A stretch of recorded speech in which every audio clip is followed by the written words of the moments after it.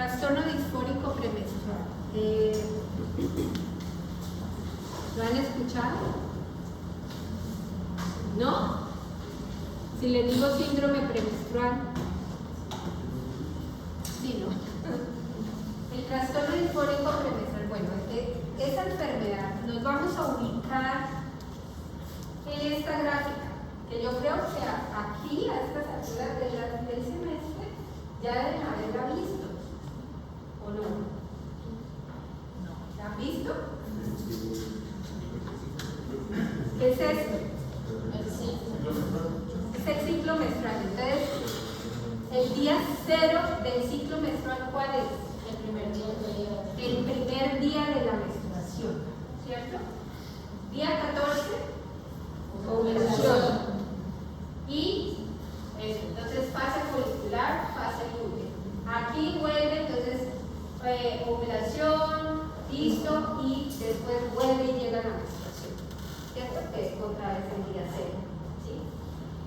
Para el trastorno disfórico premenstrual nos vamos a ubicar aquí, en esta zona. Solo puede ocurrir en la fase lútea. Luego, eso quiere decir que ustedes como médicos deben tener una alta sospecha clínica asociada a preguntarles acerca del ciclo. O la misma paciente les va a decir, doctora, yo no sé, pero yo he notado que cuando me va a llegar la menstruación, los síntomas me dan. ¿Sí? A veces ellas mismas les botan el dato, pero ustedes también deben preguntar. Entonces, el trastorno disfórico premenstrual se presenta en una semana antes de que llegue la menstruación. O sea, fase lútea. Si ustedes ven aquí vamos a... Fíjense en estos picos hormonales, ¿no? Van a ver que eso tiene mucha relación con la enfermedad. Entonces, aquí hay un pico de la LH y hay una caída abrupta, ¿cierto? Aquí hay un pico no tan alto, pero una caída también abrupta del estradiol. Luego de esas caídas, bueno, aquí la FSH, hay una subida un poquito más suave y vuelven y caen. Y más o menos esta es la semana en que aparece el trastorno disfórico. Entonces, tengan esa gráfica en mente. Entonces, ¿qué pasa? Si ustedes... esto que estamos hablando aquí no es el síndrome premenstrual. Estamos hablando del trastorno disfórico premenstrual. Son diferentes. ¿Son muy parecidos? Sí, pero son diferentes. ¿Listo? Más o menos, una mujer en edad reproductiva puede tener, hasta en el 85% de los casos, puede tener síntomas premenstruales. Y hasta el 85% de las mujeres alguna vez sí, dolor mamario, dolor abdominal, hinchazón, ¿cierto? Irritabilidad, etc. ¿Cierto? Entonces los síntomas es diferente al trastorno. ¿Listo? Entonces hasta en un 85%. Un solo síntoma.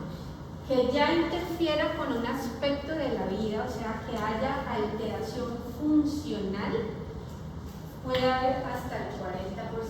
Aquí estamos hablando de prevalencia en síndrome premenstrual. Síndrome premenstrual. Pero cuando ya vamos a ver trastorno disfórico premenstrual, máximo hasta el 8% de las mujeres lo pueden tener. Pues fíjense, no es tener un síntoma que eso ya hace un trastorno, no. El 85% de las mujeres lo tenemos. Tampoco es simplemente tener alteración de la funcionalidad, no. Ya vamos a ver específicamente esto de qué se trata y por qué baja tanto hasta el 8%, desde un 85, 40 hasta el 8%. ¿Listo? Puede aparecer en cualquier momento después de la primera menstruación en las mujeres, digamos. No tiene una edad específica, pero sí se sabe que las mujeres suelen consultar hasta 10 años después de aparecer los síntomas, ¿cierto? Después de los 20 años. Entonces, esta es el DSM-5 para trastorno disfórico premenstrual. Si ustedes se ponen a leer específicamente los criterios, se van a dar cuenta que hay muchos síntomas muy parecidos a la depresión y muy parecidos a la ansiedad. ¿Sí? En el criterio B, por ejemplo, son puros síntomas afectivos, y también en el criterio C, aquí incluye un poco más los somáticos. ¿Sí? Son muy parecidos a una depresión y ansiedad. ¿Sí? Pero aquí nos dice que en la mayoría de los ciclos menstruales la paciente ha tenido al menos 5 síntomas de esta lista de criterio B y C. Al menos 5.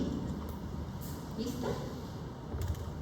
Y que van a estar presentes en la última semana antes del inicio de la menstruación, lo que habíamos hablado de esa gráfica, y empiezan a mejorar unos días después del inicio de la menstruación hasta hacerse mínimos o desaparecer por completo. O sea, son cíclicos los síntomas. ¿Sí? Empiezan antes de la menstruación, llega la menstruación y empiezan a desaparecer rápidamente. ¿Queda claro? Estos son los síntomas de depresión, de ansiedad en general. Y aquí están los síntomas físicos, como dolor o tubefacción mamaria, dolor articular, muscular, sensación de hinchazón o aumento de peso. Lo que la gente comúnmente conoce como síntomas premenstruales. ¿Sí? Estos se incluyen en el trastorno disfórico. No son solamente síntomas afectivos. También puede ir con síntomas somáticos. Pero ¿cuál es la diferencia con el síndrome premenstrual? ¿Qué creen? El tiempo. ¿El tiempo en qué sentido? Que se presenta en casi todos los... Bueno, tienen ahí una pequeña diferencia que es muy pequeña, realmente en la práctica, ¿no? La principal diferencia entre el síndrome premenstrual y el trastorno disfórico es que aquí predominan los síntomas afectivos. ¿Y cómo sabe uno eso? Pues le pregunta a la paciente. De todo esto que me cuentas, ¿qué es lo que más te molesta? Uy, no, doctora, una lloradera, una irritabilidad que me coge. A pesar de que tenga los síntomas físicos, tubefacción mamaria, etcétera, lo más significativo y lo que más les molesta es la parte afectiva. En cambio, en el síndrome premenstrual predomina lo somático, lo físico. Este es de mayor gravedad. Este tiene más alteración funcional que el síndrome premenstrual. Digamos que podríamos hablar de esas dos grandes diferencias: el predominio de los síntomas afectivos, y en este la alteración funcional puede ser mayor. Estos demás síntomas y criterios son los mismos que tienen otros trastornos mentales: alteración funcional, que no sea exacerbación simplemente de una depresión, porque las depresiones en un 50% se pueden empeorar antes de la menstruación. ¿Sí? Entonces tienen que mirar que estos síntomas sí remitan después de la menstruación. Que entonces no sea otro trastorno mental, que no sea algo por sustancias, que no sea por enfermedad médica. Es lo mismo que tienen otros criterios de otras enfermedades mentales. ¿Listo? Bueno. Aquí les puse un poco como para comparar los síntomas del síndrome premenstrual. Pero si ustedes ven, son muy parecidos: depresión, ataques de ira, irritabilidad, ansiedad, confusión, tensión mamaria, hinchazón, sí. Entonces ya sabemos que lo que pasa es que aquí predominan los síntomas somáticos. No es que no haya afectivos, en ambos puede haber afectivos y somáticos, en ambos, pero en uno predomina más el otro, ¿cierto? Que el otro.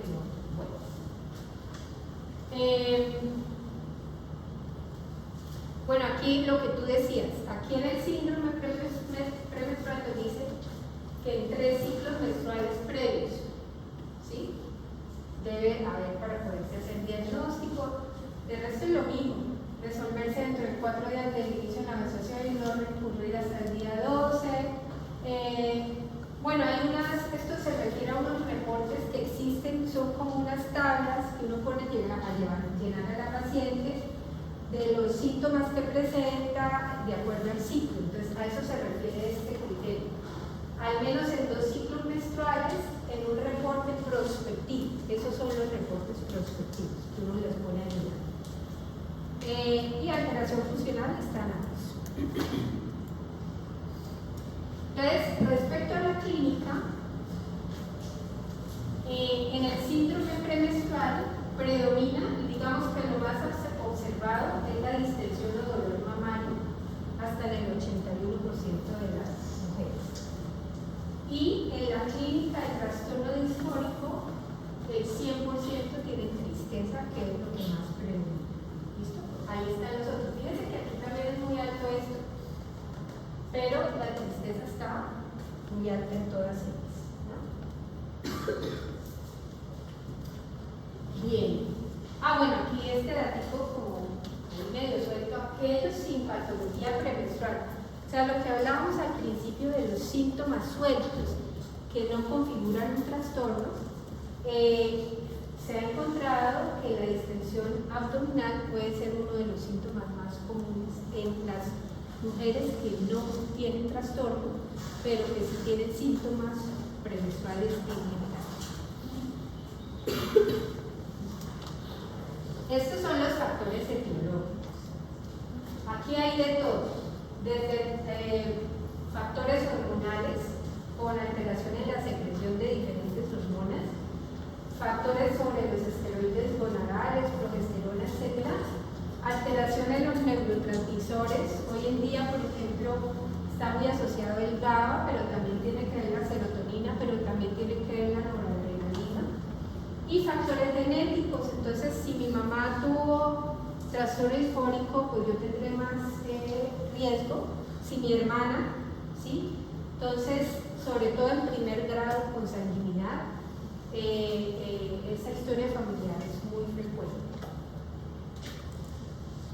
Hoy en día, porque bueno, habíamos hablado, volvamos aquí, de que estas variaciones hormonales como tan abruptas pues tienen mucho que ver allí. Pero si fuera de ese, ya vimos que son varios los factores que se unen para generar. Si fuese solamente el factor hormonal, con estos cambios, casi que el 100% de las mujeres tendríamos trastorno disfórico premenstrual, porque todas tenemos variaciones hormonales en los ciclos. ¿Sí? Hoy en día lo que más se está estudiando y al parecer tiene más relación no es la simple alteración hormonal, es la sensibilidad en los receptores a estos cambios hormonales. Ahí parece que las mujeres que tienen esos trastornos son más sensibles en sus receptores a los cambios hormonales. O sea, no es el mismo, no es el cambio hormonal en sí mismo, sino el receptor. ¿Bueno?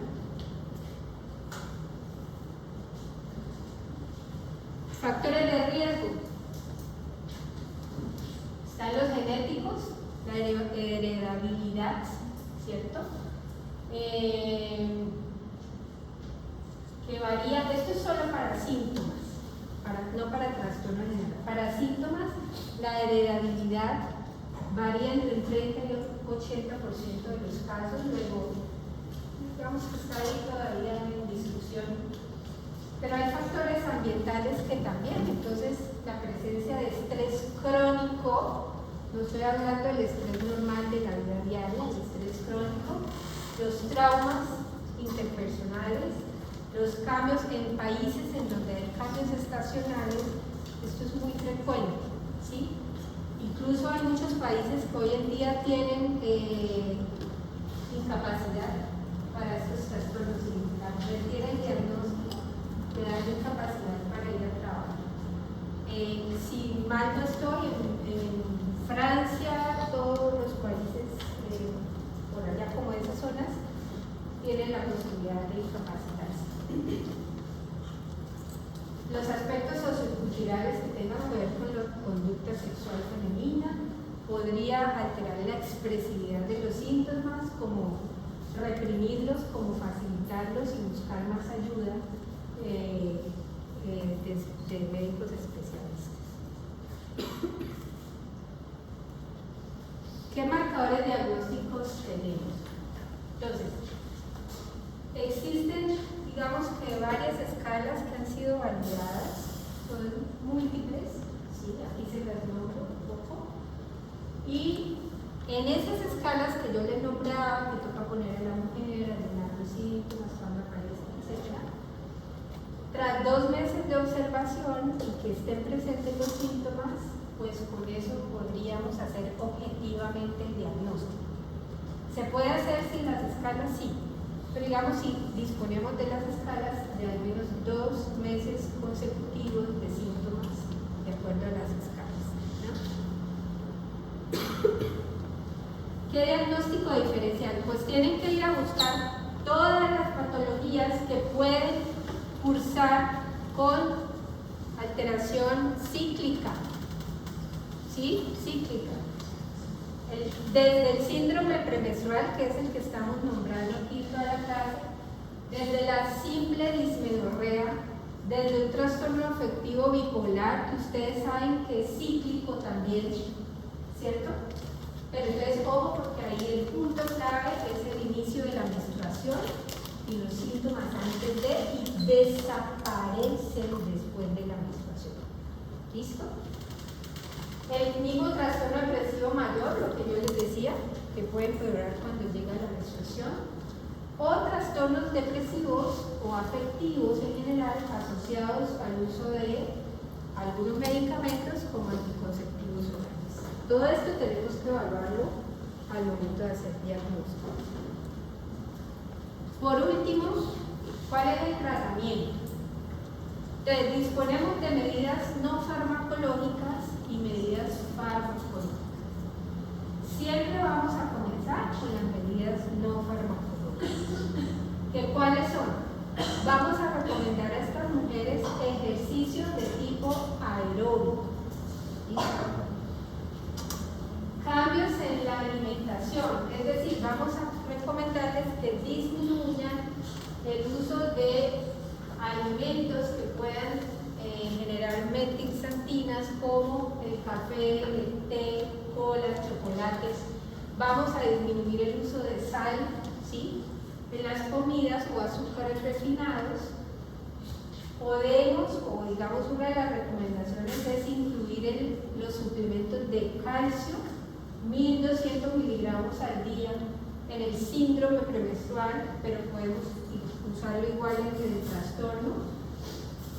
Suplementos de vitamina B6, más o menos esas son las dosis, de 50 a 100 miligramos al día. Terapia cognitivo-conductual y suplementos de magnesio. ¿Por qué todas estas suplementos vitamínicos? Ya van a ver ustedes en la anotación que todas estas suplementos tienen su función como cofactores en la neurotransmisión. ¿Sí? Por eso es que se usan en el organismo. Entonces, ¿cuáles serían las medidas farmacológicas?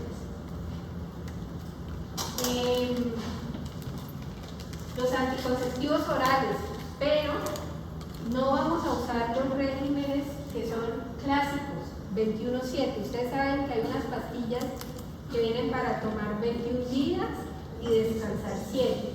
Ese no es el que vamos a usar. Vamos a usar los otros que son de 24-4 y que contienen etinilestradiol y drospirenona especialmente. ¿Listo? Segundo, los ISRS, fluoxetina, sertralina, paroxetina. Fíjense que aquí las dosis puede ser un poquito más bajas de lo habitual. En las sertralinas es lo mismo, pero en las otras un poquito más bajas de las que usamos en los trastornos depresivos, ¿no?, mayores. Y podemos tener dos tipos de manejo farmacológico. Podemos hacer un ciclo intermitente que es comenzar a partir del día 14. Para eso tendríamos que tener una paciente muy disciplinada, que esté fijándose de que bueno, ya este es el día 0, ya estoy en el día 14, ahí empiezo la antidepresiva, ¿sí? Y se suspendería hasta el primero o segundo día de la menstruación. O sea, eso significaría, empezamos día de la ovulación y una vez llegue la menstruación hasta el primero o segundo día. Esto es una forma que se llama el ciclo intermitente. El otro es el ciclo continuo, que ¿cuándo lo podemos hacer? Cuando llevemos 2 meses sin mejoría con el intermitente.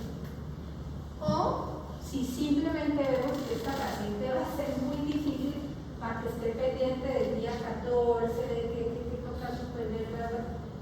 No, hay pacientes que también dicen, no, doctora, déjame para tomármelo todos los días porque yo no voy a estar en ese cuento, ¿sí? Entonces, también en esos casos podemos hacer un ciclo continuo desde el comienzo del tratamiento. Hay otro tipo de tratamientos, sin embargo, digamos que son controvertidos. No, por supuesto que no se debe usar nunca en primera línea. Por ejemplo, el danazol, los agonistas NRH, se usa solo en refractarios, la espironolactona, algunos, eso es contradictorio porque algunos niegan, la literatura niega que realmente haya un efecto con estos medicamentos. Entonces, no se usan en primera línea, última opción, ¿cierto? Acuérdese que danazol, por ejemplo, puede producir menopausia con el uso prolongado, entonces no le vamos a generar iatrogenia, ¿cierto? Por el uso de estos medicamentos. Esto, de aquí para arriba, es lo más importante. ¿Listo? Eso es todo. ¿Preguntas? Doctora, ¿por cuánto tiempo tienen que tener los criterios? Depende, porque mira, no, depende. Si tú estás haciendo una evaluación prospectiva, o sea, con las escalas que les nombré, solo tras 2 meses de observación con los síntomas positivos, solo 2 meses. Pero si tú no tienes a la mano las escalas y estás haciendo simplemente un diagnóstico clínico, entonces aquí dice, deben estar, bueno, lo de al menos 5 síntomas, una semana antes de la menstruación, en la mayoría de los ciclos menstruales. O sea, tú aquí no tienes que tener una cantidad específica de ciclos, sino que en la mayoría, si tú le preguntas subjetividamente a la paciente, esto es en la mayoría de tus ciclos, es solo a veces, ¿sí? No, pero en la mayoría. Entonces ya por clínica tú puedes hacer el diagnóstico sin las escalas. ¿Listo? Bueno, ¿alguna otra pregunta?